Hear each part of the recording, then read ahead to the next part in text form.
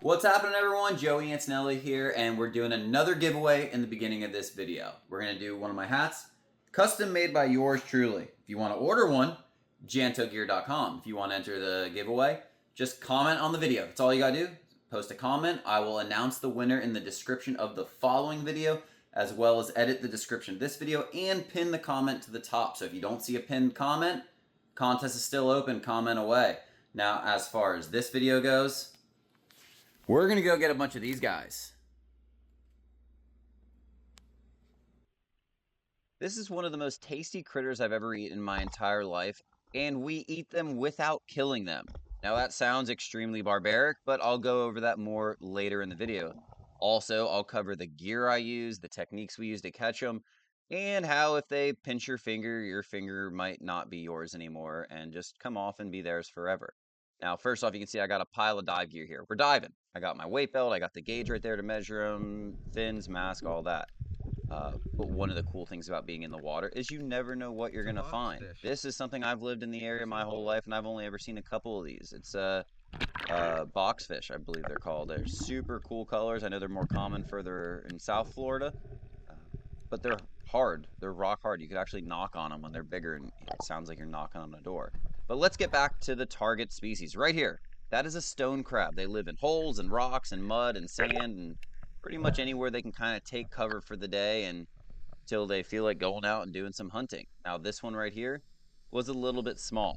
I get a hold of them, secure the claws, and use my gauge, and it has to be between those two notches. This one was like right there. I mean, maybe could have made it work, but I think he was a little small, so I let him go and he scurried away.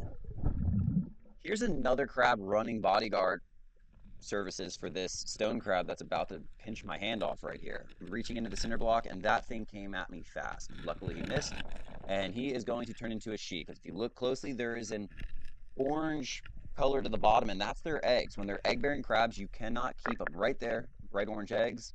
I don't think I even noticed it yet at that point, but once you notice, you can't harvest the claws on the egg-bearing crab, so you got to let them go. Now, it's not always that easy, though. This one right here, this is another crab I'm trying to pull out of a block. It's just kind of playing peekaboo with me, hiding on the other side until I can go ahead and kind of scare it out a little into the open and get a good grip on. Now, this one also has eggs. I wanted to make it so you could really see them. Those are brown. I don't know what the difference is. Sometimes they have brown eggs, sometimes they have orange. But you can't harvest the claws. Leave them alone. Now, this is most of the diving is. It's scanning around, just looking for their little homes, and what it is that gives them away a lot of time is these oysters and shells crushed outside their home, because that's what they do with those big, strong claws. They break open snails and oysters and clams and leave a little pile outside their home, and that's a pretty good sign that you're in the right area. Now, this one, where it does not have eggs, it's a little small, and I was just letting them kind of crawl around on me, but even one this size, if they get a hold of you, they will mess you up. Now, for the most part, they're pretty calm. If you can make them feel calm, they're not going to pinch you, so just letting them crawl around on you usually is okay. You'll notice as soon as that crab makes it back down to the bottom, it gets its back against the wall, arms come out, it's in defense protection mode, and rightfully so. Now, this was beginning to feel like a pretty frustrating dive, because even though I found some nice crabs, I have no keepers still. I have nothing to take home for dinner on the last day of season, because a lot of them have eggs, and I guess that's why the season is coming to a close. Now, there's another oyster, spotted it from the surface, and I swim down, and sure enough, right there in that block again, there's another crab. They really like these blocks. It gives them kind of four walls to hide around, and then they can just come out whenever they want. Now, this block, I couldn't fit my hand in there, so I tilted it up on its side, started pushing them out, but their claws or their legs are so strong that they hold so tight, and you don't want to just rip them. It's kind of like a sweet spot. If you grab on and just start yanking, they'll break off their claws, their legs, and get all messed up. So you got to kind of get them out of there without breaking them all apart. And as you can see on this one, we got eggs again. Bright orange eggs on the bottom. Just letting her crawl around a little bit before I drop her back down to the bottom. She can go back to her home. Now here's what we've been waiting for. You see we got a bunch of crushed shells all outside this ledge. I could barely see this one. I had no idea the size of it, but then I get my arms under there. You just start feeling around, and you can't hesitate. Stick your hand in there and start feeling around. If you feel a claw, grab it before it grabs you. You see, he almost got me there, and I got him. That's a good one. Got close to pinching me. Giant keeper claw, definitely one keeper. And on stone crabs, you can keep 2 claws. You used to not be able to, but now you can harvest both claws. And the crab has a higher survival rate if you do so, according to studies that have been done. Now, this is a nice one. This is a really nice claw as far as Florida stone crabs go. That is a colossal. They're graded into different sizes when you're buying them, and they can be up to $75 a pound for claws, and that's what that big claw would be. It would be right around there. That is a massive claw. 2 or 3 of those, and you got yourself a delicious meal. Now, I got frustrated, so it was time to grab the spear gun, jump in, and shoot something. Super dirty water at this spot. It's a little bit deeper, but I'm looking for the sheep's head. Now, there's been lots of sheep's head in the video, but not the right size. I want something more in the 14 to 15 inch range or bigger. Not looking for those 12-inch cookie cutters like I'm seeing all over the place. I want something that's going to be a little bit bigger, and that's him right there. Lined up a shot, hip fire, pulled him in, hit him with my sword dive knife. Always want to kill the fish as soon as possible. And we got sheepy number 1 in the box, or on the stringer, I guess. Diving another spot right here. Got one right there. I'm floating on the surface. This is a little shallower. I'm trying not to move, just super slow. Hip fire again. Got another one. Not a great shot on this one, so again, pulled him in. Got him with the knife as quick as I could. Dispatch him, and let's get back to crabbing. Baby crab. We got Captain Ryan McKay of Hook and Reel Charters right here pointing this one out to me. I thought he was going to grab it and I was going to film, but then I realized he was just pointing it out so I could grab it on the video. Now, that is a big crab under that big flat rock. I don't know how far his hole goes back, so I wanted to go as fast as I could, get a hand on that big claw, and then I can take my time working him out. I got easily a minute down there holding my breath, and that thing, he came out pretty easily, but fired up when he came out. And you'll see some of them have a lot more energy than others. That one, I got him out of the hole really fast, so he was a little fired up. That is a nice one. I don't think Ryan wanted me to let that one pinch him. Now, I'm going to show you how we get the claws off them. There's a couple different ways. You can break them off, and if you do it correctly, you can remove their claws without hurting them. But if you do it wrong, you will kill them. So first off, here's the gauge. Way oversized. Not in a bad way, in a good way. I like to give one of their claws the knife to hold on to, poke the knife in the joint of the other claw, kind of like their elbow or armpit, or I don't know what you would call that. Give it a little wiggle, and they separate it at a different part. You'll see in this one. Little wiggle, and the crab will break it off where their arm connects to their body, and it's sealed off with no bleeding. If you just yank it off, you can break them off the wrong way, and they will bleed out and die almost instantly. So do it the right way, use the knife. That's the way I do it, because I'm really not good at breaking it off the other way. I need someone to really teach me how to do it, really. But here goes Ryan again. Ryan spotted another one, this time under a log, and this one is fired up. You can see those legs going, the claws out, trying to grab onto something, snapping around, and that's another really good one. The last several crabs we found are all big males, big colossal claws, super delicious. That is what we're looking for here. It's nice when we're diving right next to each other because first off, it's fun, and second off, it makes it really easy to measure them. Now that first claw, I knew we didn't need to measure, but I just wanted to show on video how big it was. Way over on the gauge, so perfect eating size crab. Both claws are legal on that one. I give the knife a little upward angle, or I guess point it upward, and then the crab separates it. There's another look at that right there. You'll see the crab does not break where the knife goes in, it breaks closer to the body. Now it's my turn to go down again. This is another one. I spotted it from the surface, but I wanted to get down low and get a good angle on it. That way, if it went to shoot under this big flat rock, I'd be able to lunge and have a chance at catching it.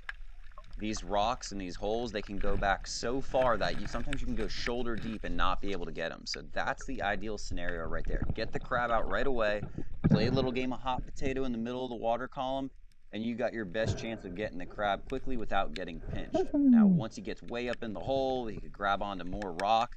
It's hard to get him out.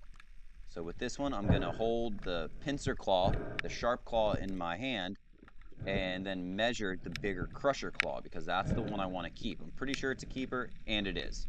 So I'll go ahead, get that claw removed. The pincer claw in this case, which is used for cutting and tearing once they open their food, is too small. So I'm only taking one claw on this crab. I'll take him back down to the bottom and he'll scurry back into his hole. Now these claws take about a year to two to regenerate to full legal size. They break these claws off for a few reasons. First off, if you find one that has a little claw or no claw, it could have either been broke off by someone harvesting them like we're doing here, or they will break their claws off intentionally to deter predators, which sometimes happens also when we're trying to catch them. So you really can't just yank, which is what's going on here. This hole, the crab got down in. Ryan is about elbow deep or so in that hole. He said he could barely touch the crab, but he couldn't get a grip on it. So now I'm going to go down, and a lot of times the first attempt, it's kind of just learning which way the hole goes, where the crab is. And I learned quickly that I was going to have to try my left hand because sometimes you just get a better angle depending on which hand you use. This is a big flat rock, and if you look at the top of your screen, you can see sand coming out the other side. So this hole goes all the way across. This took several attempts, but Ryan said it was a big one. He got it right there to the entrance, but he couldn't get the crab out. And like I said, we don't want to just yank on him and rip the claws off. So now I'm going down. Ryan said he was getting easier, and really I think a lot of it is the crab is getting weaker. It's losing energy, and I was able to go down there, get a hand on it, and just really slowly maneuver it around and get this massive crab out of there. This was probably going to be one of the bigger ones of the trip so far. I'm just taking my time because, like I said, this is shallow water. We're doing pretty easy diving. I easily got a minute or minute and a half down there, and that one claw was a massive one. That's a double keeper right there. Hand him off to Ryan since he found him, and you can see that crab doesn't have a lot of fight left in it. It's tired. So gonna quickly remove the claws. He'll separate them both off, and then Ryan can put the crab back in his hole so he can work on resting up and regrowing those claws.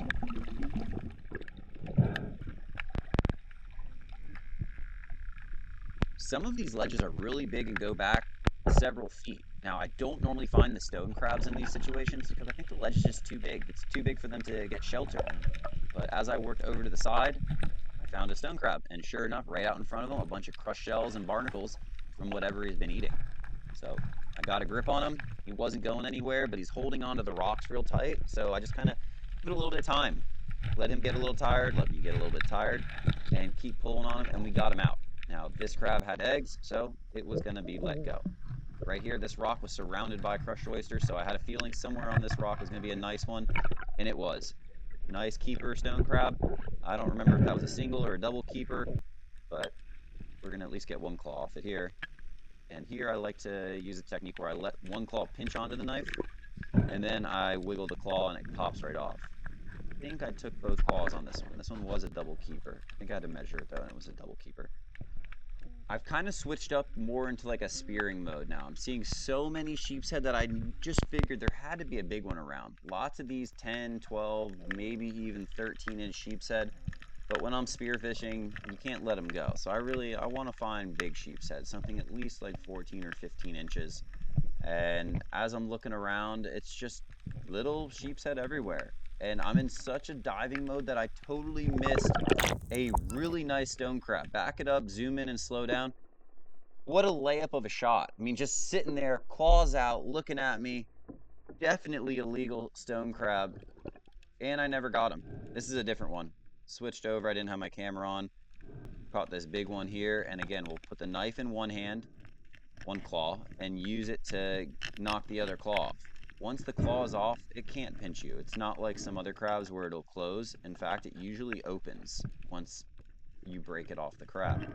Now this was a double keeper, so I'll get my knife, spin it around, and pop off the other claw as well. The last day of stone crab season was a success. We each got a big old pile of stone crab claws, plenty to eat. They freeze great. I got a ton of them in my freezer right now. I'm happy with the turnout of the season. I did some trapping, I did a bunch of diving. Pretty much every day that I had nothing going on, I'd go dive for an hour, find a few stone crab claws, and get myself a super delicious snack. Oh, that's